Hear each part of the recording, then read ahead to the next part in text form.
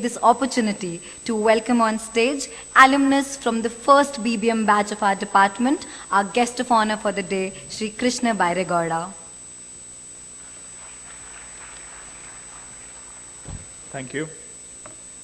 Dignitaries on the stage, dear faculty members and young friends. Happy to be here this morning because it's your annual management fest. Also because, as Father Thomas mentioned, it's the 25th anniversary of Department of Management Studies, and particularly Bachelors of Business courses in Christ. Of course, those days it was Christ College, now it's university. And we were the first batch of business management / administration courses in this university.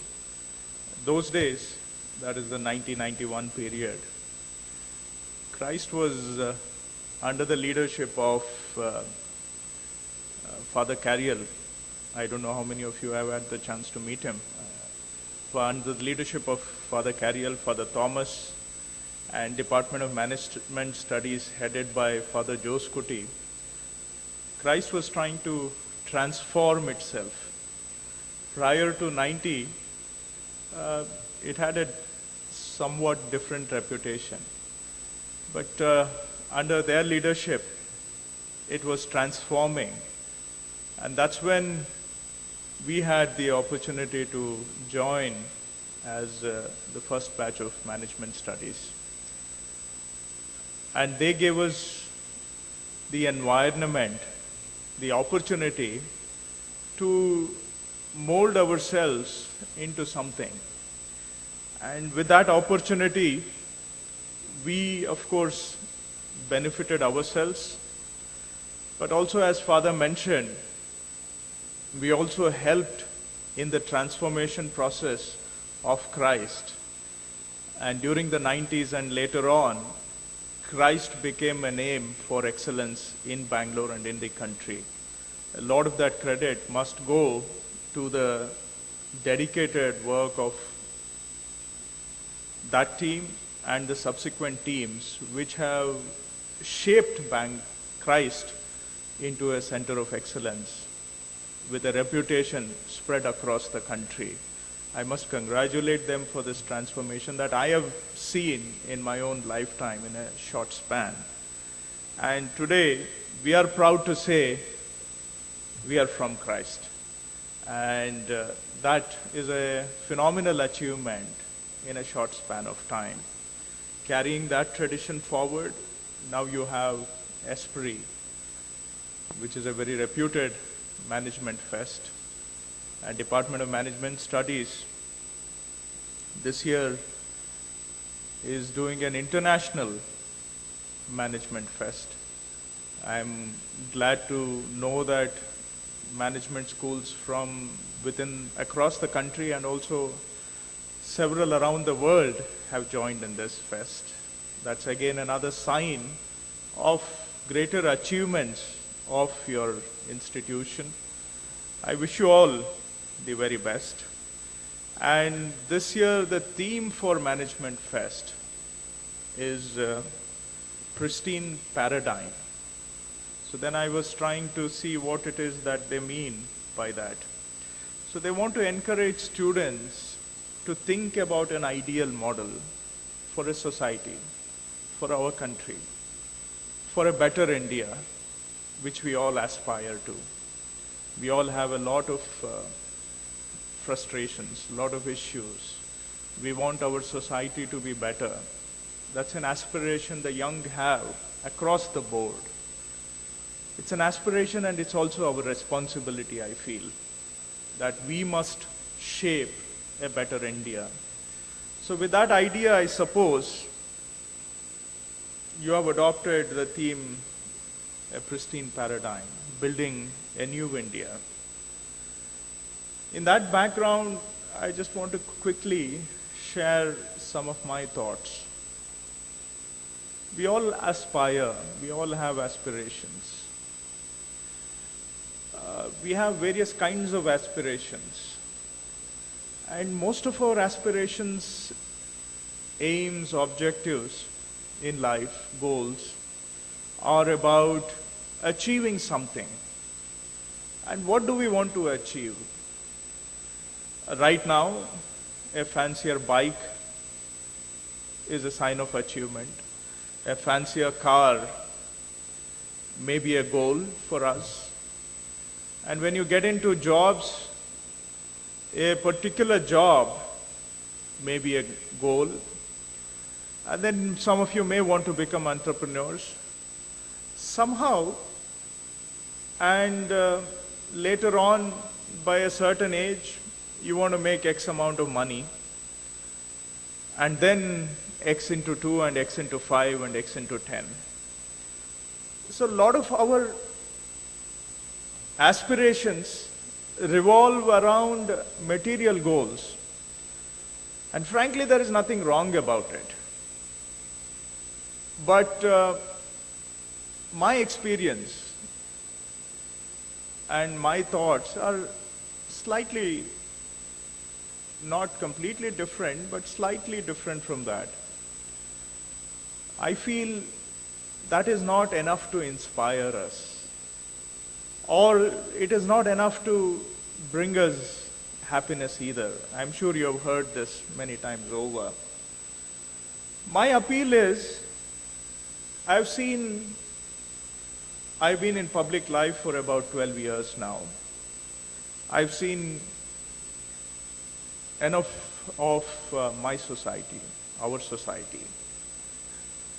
What I observe is a certain lack of drive for excellence, drive for quality, a certain lack of a drive to be the best at what we do. And these aspirations that we have for a better job, for more money, we must ask ourselves, how closely are those aspirations linked to being the best at what we do, being the best at what we are doing? My sense is that we will derive happiness, we will derive satisfaction when we try to achieve excellence in what we do. And the rest of the things will anyway come along the way. We will make enough money, we will get enough promotions, we will build a bigger company when we aspire towards excellence, towards quality, towards being the best. And being best is not going to come by itself. If I just tell myself, I want to be the best, I want to excel, it just doesn't come that way. It is a matter of habit in life. And that habit cannot be limited to your career and other aspirations. That habit spreads across our life. And when we have this habit of trying to be the best spread across all aspects of our life, automatically it expresses itself in our career as well. I'll illustrate, I know I'm talking very abstract. I'll illustrate it with an example and a comparison. I was traveling in China some 8-9 years ago. I use this illustration quite often because it speaks for itself. I was traveling in China. One day I was walking through a huge landscaped park around a monument in China. The landscaped area was very vast. It's a vast area. And it had just drizzled. And the drizzle had left a small puddle of water in the middle of a landscaped area. The landscaping here was stone slabs laid across. So there was a garden keeper, and I was just watching this garden keeper. I wasn't watching, in fact, he drew my attention. Because in this vast stretch of a park, there was a small puddle of water in the middle of an area which was laid with stone slabs. And this garden keeper was trying to push that small puddle of water with a broom towards garden area where the water would be wiped clean and the water would be shifted into lawn. And that was quite a distance. There was nobody watching him anywhere around. And that puddle of water was not really bothering anybody. It was just a small puddle of water. It wasn't obstructing anybody. It wasn't bothering anybody. But nevertheless, the garden keeper wanted to keep his garden clean, wanted to keep his garden spick and span. So he took a broom and he kept pushing water until the water got out of the stone slab area into the garden, and there was no more puddle of water. And then I kept observing. That drew my attention, and then I kept observing him. That then he was cleaning his garden. So he would bend down. If there was a nook or a corner somewhere, he would bend down and pull any small piece of waste garbage lying anywhere. He would bend down and pull it out of nooks and corners and take it out and put it into the trash can. That garden was as clean as it could be. Now compare this with what happens in our society. We think our right is to throw garbage everywhere. And then we have people whose responsibility it is to keep things clean. I notice when I travel in the trains in India, there are people designated to clean the trains. Of course, we think it is our right to throw garbage everywhere. That's another sign of us.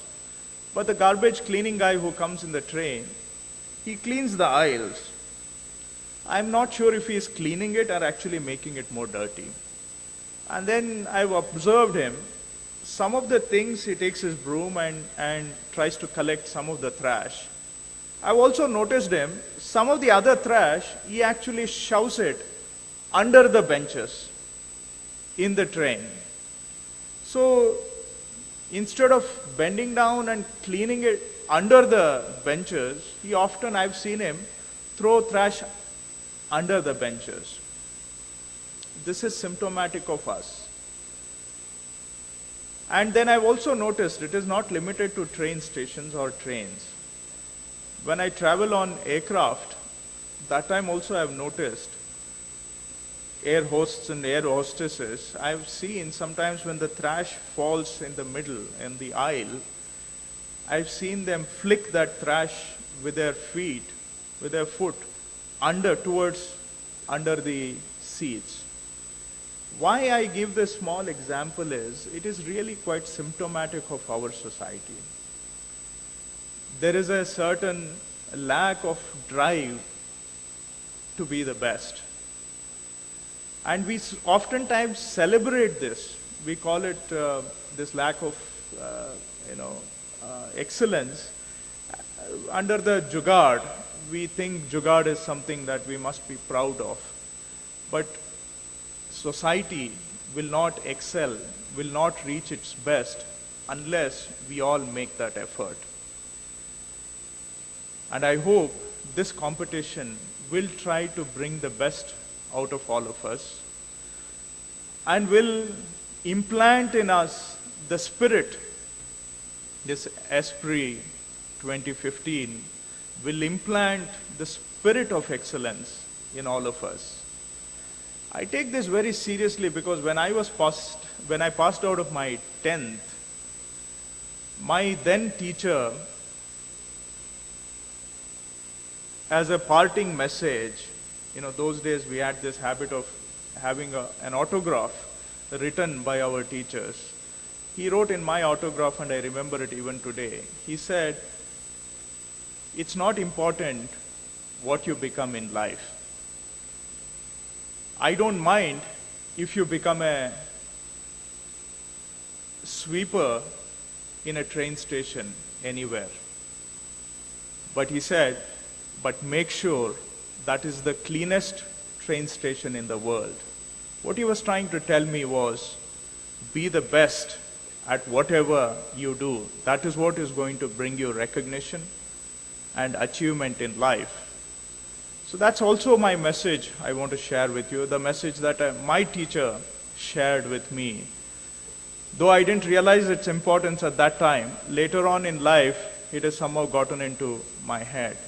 It keeps gnawing me from the back. That whatever we try to do, if we are trying to do it best, that is what brings us ultimately happiness and satisfaction in my life. I hope this competition, I hope this institution will imbibe that spirit in all of you.